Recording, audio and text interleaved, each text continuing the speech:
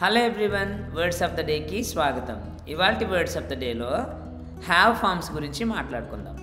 Okay, so have, has, హ్యాడ్లని have forms అంటారు. So ఈ యొక్క హ్యావ్ ఫార్మ్స్ గురించి వీటిని ఎక్కడ యూజ్ చేస్తారు, ఏ సబ్జెక్ట్ పక్కన ఏ హ్యావ్ ఫార్మ్ని యూజ్ చేయాలనేటువంటి విషయాలు మనం ఇప్పుడు తెలుసుకుందాం.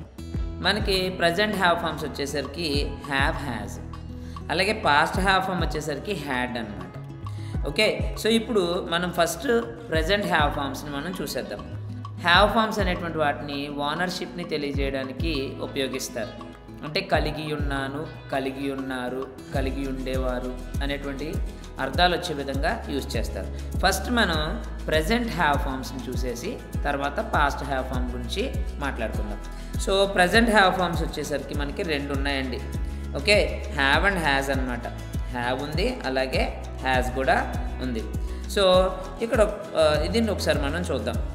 హ్యావ్, హ్యాజ్లను ప్రజెంట్ హ్యావ్ ఫార్మ్స్ అంటారు. కలిగి ఉండుట అనే అర్థంలో వీటిని ఉపయోగిస్తారు.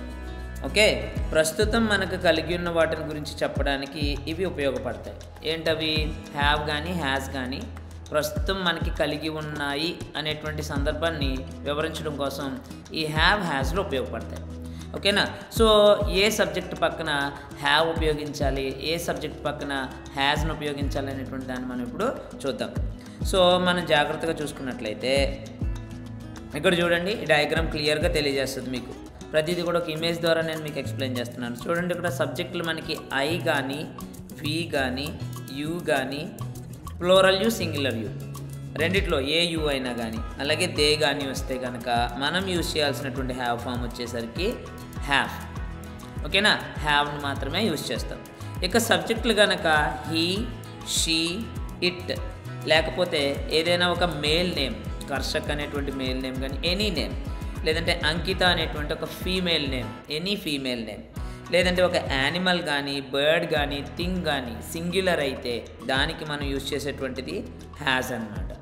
హ్యావ్ని, హ్యాజ్ని ఎక్కడ ఏ సబ్జెక్ట్ పక్కన యూజ్ చేయాలో తెలుసుకున్నాం కదా. ఇప్పుడు కొన్ని ఎగ్జాంపుల్స్ చూద్దాం. Right, I have a laptop అంటే ఇక్కడ ఏంటి? ఓనర్షిప్ని తెలియజేస్తుంది హ్యావ్ ఫార్మ్స్ అనేటువంటి దాన్ని నేను మీకు తెలియజేశాను. సో ఇప్పుడు ఏంటిది? హ్యావ్, హ్యాజ్లు ఎప్పుడు వచ్చినా కానీ ప్రస్తుతం నీకున్నటువంటి వాటిని మాత్రమే తెలియజేస్తుంది. రైట్, మనం చూద్దాం. చూడండి, ఐ హ్యావ్ ఎ ల్యాప్టాప్ అంటే అర్థం ఏంటి? నాకు ప్రస్తుతానికి ఒక ల్యాప్టాప్ ఉంది. We have a car, we have a car అంటే మాకు ఒక కార్ ఉంది. ఇదంతా కూడా ప్రస్తుతం గురించే తెలియజేస్తుంది. You have a bicycle. Okay, and then you have an institution, మీకు ఒక ఇన్స్టిట్యూషన్ ఉంది. So they have a car, వాళ్ళకు ఒక కార్ ఉంది. Monkeys have tails, monkeys have tails, కోతులకు తోకలు ఉంటాయి. ఓకే, అండ్ దెన్ నెక్స్ట్ ఇవన్నీ కూడా ఏంటి? ప్లోరల్ సబ్జెక్ట్ పక్కన హ్యావ్ని యూజ్ చేసాం. సింగులర్ సబ్జెక్ట్ పక్కన హ్యాజ్ని యూజ్ చేసి వాటి ఎగ్జాంపుల్స్ కూడా మనం ఇప్పుడు చూసేద్దాం. He has a degree in English, అతడికి ఇంగ్లీష్లో డిగ్రీ ఉంది. షీ హ్యాజ్ అన్ యాపిల్, ఆమె దగ్గర ఒక యాపిల్ ఉంది.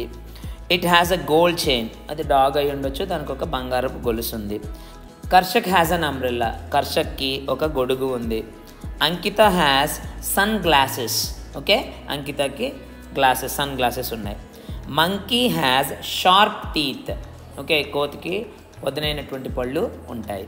ఇక్కడ ఇచ్చినటువంటి ఎగ్జాంపుల్స్ ఉన్నాయి, వాటిని మీరు జాగ్రత్తగా యూజ్ చేసుకుని దీన్ని కూడా మీ యొక్క కమ్యూనికేషన్లో యూజ్ చేసుకోవాలని ఆశిస్తున్నాను. Thank you very much. Meet you in the next video.